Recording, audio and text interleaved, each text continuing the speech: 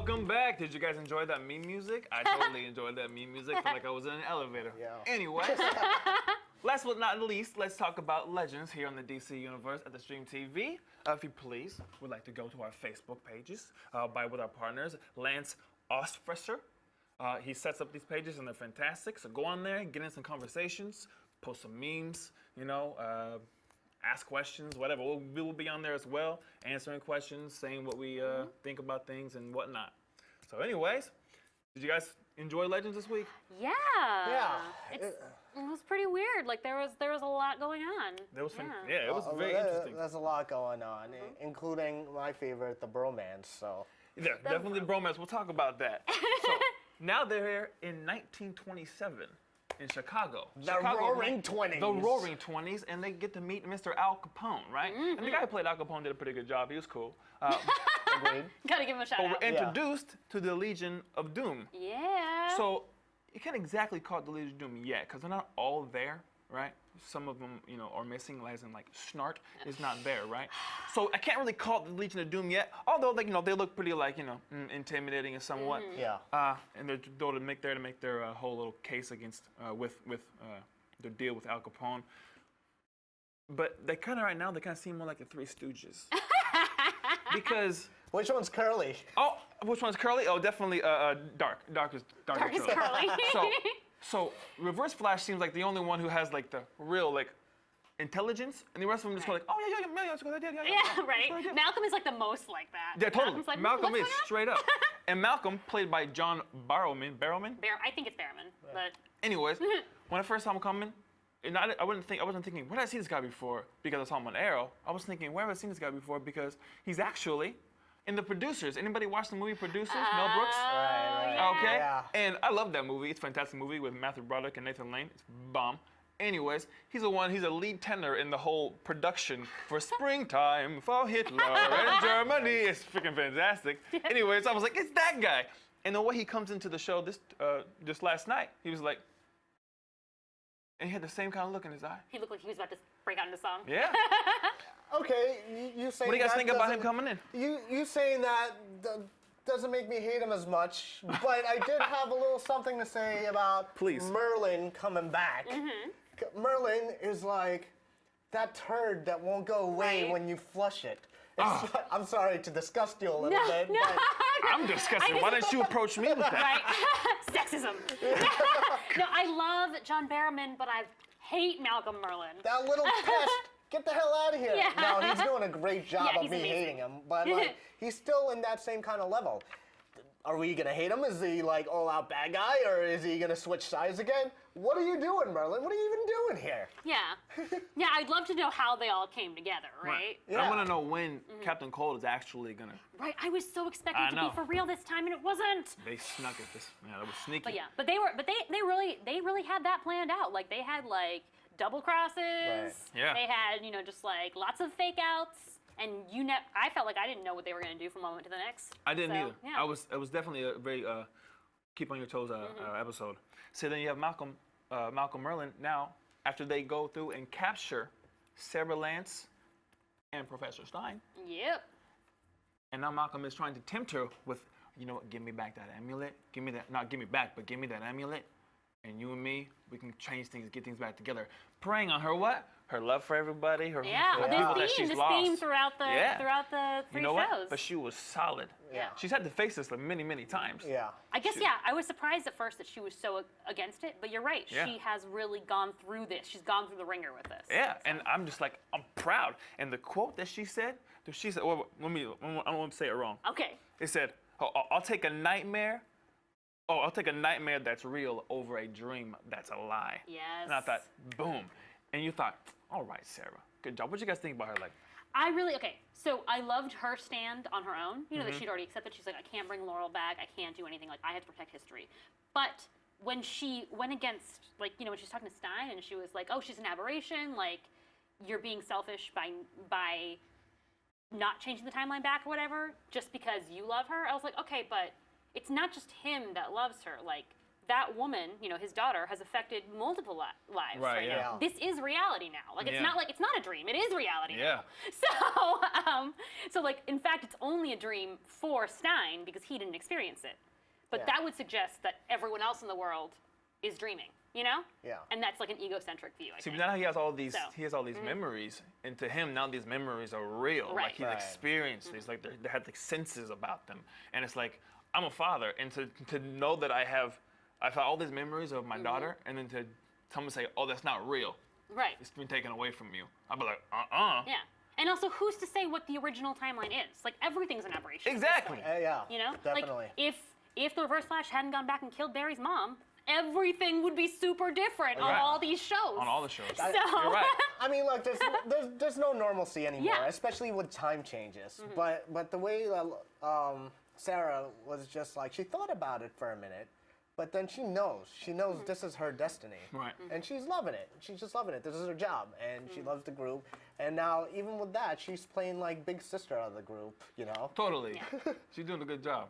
So then, one of my favorite parts of the show, I call Mick makes his mark. Okay? Because my main man Mick, the dude comes in, everybody thought, oh, he's just a knuckle and thick-headed, like dunce cap wearing dude. But you know what? He thinks a way that none of you guys think. Yep. You guys are all scouts, right? All Boy Scouts, Girl Scouts. But he's like, no, you want to catch it? You want to catch an enemy? You want to catch a villain? You got to think like one. Yep. Oh, perhaps, actually, I am a villain. So let me just tell you how this works. He takes charge. Yeah. And I think that's the whole reason Mick got recruited in the first place. Just his mentality on the world. It can't be like we got to do things the right way all the time. You got to think outside the box too. Right, exactly. And with Mick, that's the kind of guy he is. But aside from that, a little bit disappointed that Captain Cold was in his mind, and he actually wasn't there. Yeah. So I was hoping he was there. I hope it changes later on, but He's got to join the Legion of Doom. he's got to join Yeah, it. he's got to join the Legion of Doom, and I was like, I was kind of disappointed that it was just a hallucination. It's like personifying his inner conflict with being a bad guy and being a good guy. Right. But I thought, even when Snark was in there, Snark was such a hater. He was just like, they call him his hater hallucination, or maybe like Casper Cold, the not so friendly ghost, because the dude is just like, you don't want to do this. Why you want to do that? He's just mad. If you ask me, Casper, his imaginary Casper, Captain Cold, is just mad. He's just mad because when he did something right, he died. He didn't get to go on and fight another day or steal another day, whatever they do. And plus, on top of that, when a man takes charge, right? Women love it when men take charge. So what happened? Amaya was like, hey, what's up, Mr. Mick? I'm so, like, when they first hinted at it, the first time they interacted, I was like, no, let Amaya be single. None of these men are good enough for her. And now I'm like, nope, I'm ready. I'm ready. She kissed him on the cheek. She winked at him. She hugged him, and he was like, what's happening? So I think I'm excited for Mick. I hope Mick. You hope Mick gets down. I hope Mick gets down. I mean, exactly. according to her superpowers, she may be an animal in the sack. So who knows? Right. No, and I love that she can like tame animals, which he is. He is an animal. So she can be a little bit of a dominatrix in this situation. Oh wow, we're getting into some serious I'm sorry. shit right now. I just wanted to put that out there. But Mick Maya, can we make that a thing? right. Yeah. Or Heat Vixen. I don't know. What's a good ship name for them? Let us know in the comments. Yeah, Mick Vixen. Let that stuff trend. I don't know. They were alive, and so is Rip Hunter. Now where is Rip? He's a freaking director from the 60s. What's that about? Why is he in 1967? He's directing. And what's funny about Rick, no matter where he is, he seems to always have a leadership role. Yeah. Like he's a born leader, but he's still, for some reason, unhappy with the way his crew operates. No matter where he is, he's just like, you did this wrong and you did this wrong. Just yelling at people all the time, frustrated Rip. All the time. So what is he directing in the first place? It looks like he was directing his own story or his own future. Yeah. He's not good at hiding out. He's not on the down low right now. He's like, listen, guys, let's talk about Rip Hunter. Yeah. I mean, look, he was directing Bootleg Legends. That's pretty much what it was. It was the Bootleg Legends, and especially with like that bootleg Adam. And, right? I mean, it was awesome. The costume department did a great job on that. And what is his role now? He looks really frustrated. Yeah. I mean, he's back directing. Maybe well, he's trying to send a message to the Legends with this Through film, film. that he's making, so they need to get it right so that the Legends can see it. She's good. I like her a I lot. basically wrote this show, guys. It's Can fine. She might as well. You mean kind of like a time capsule Yeah. and putting like a film in the time capsule? and Exactly. here you go. Yeah. Here you go, Legends. I think This is something what's like going that. to happen. That's why it was like, it has to be right. I didn't fall over that trash can. I fell over this one. It makes sense. It makes sense. I just thought of that now. Anyway. She's good. That's a good thought, but that's definitely one of the shock moments in this Yes. episode Yeah. Most definitely. is having him back, and I'm excited. I like Rip. I like Rip. I mean, who brought the team together? Yeah. Rip. Who's Right. responsible for everyone? Rip. So I it's all love about. I thought we had another one coming. Okay. I know. I was gonna do a third one, but I was gonna be like Rip. I love seeing Sara step up, and I hope that she gets to remain the de facto leader because she's a better leader than Rip. But I do want Rip back. So I'm ready for the rescue Rip campaign. Well, I love me some Sara, so Yeah. if I was in Legends, I would vote for her to be the leader of Legends. I would too. I would even vote for her to be the leader of the free world. So. Wow. Wow. Wow, that's Yes, impressive. Sara. But yeah, Alright. we had other cool moments going on. Yeah, so then other cool moments were the battle on the Waverider. Like, let me give a shout out to Dean Cho. He was the stunt coordinator, and I think it's Cho. I think I'm saying that right. But he was fantastic, and coordinating all of those fights was fantastic. I said fantastic like 6 times just now. Because So, it is fantastic. yeah. What did you guys feel about that? I loved seeing all the different bits. Like, first off, seeing Sara get to battle first Damien Darhk and then Malcolm. You Yeah. know, like she's battling like both of her demons, right? Right, yeah. I loved that. And then Nate and Ray, you know, finally like they got over their sibling rivalry. Yeah. And they became like the real bromance in order to Yeah. fight off those Yeah. mobsters, I guess, right? Right, Like right. I don't hear them gangsters, whatever you want to call them. I like it's like Yeah. Sarah Lance comes in as like a mom. She's like, hey, you guys stop playing around. Yeah. And they're like, oh, boo, boo, boo, boo, boo, boo. And then later on, Mick comes in like a father. It's like, hey, you guys are supposed to be partners. Watch each other back. I loved that. So they got like a daddy and a mom, right? Yeah, and it was a Shit. really nice minor through line that paid off in this very episode. And Yeah. not only that, with Ray portraying the untouchable himself, Yeah. Elliot Ness, like Yes. this guy is unconscious, and someone needs to play Elliot Ness to Nick. put Nick. to put Al Capone in jail for the Yeah. tax evasions. Oh yeah. So that was awesome. I felt like that they just pulled it off just right, and then all of a sudden, all their Roaring Twenties accents start coming in. Right. So, like, which is awesome because the man who plays Damien Darhk, playing 20s, he was in a show last year called Public Morals, and now he gets to be that mobster again. Nice. Oh, that's Yeah. awesome. Very cool. So, That is very cool. You know, again with the 20s, the music that they had in this episode was fantastic. And the music was done by Blake Neely. I think I'm saying that right. And the music was fantastic. It captured the whole essence of the 20s, and it was beautiful with the clarinets and the saxophones. It was fantastic.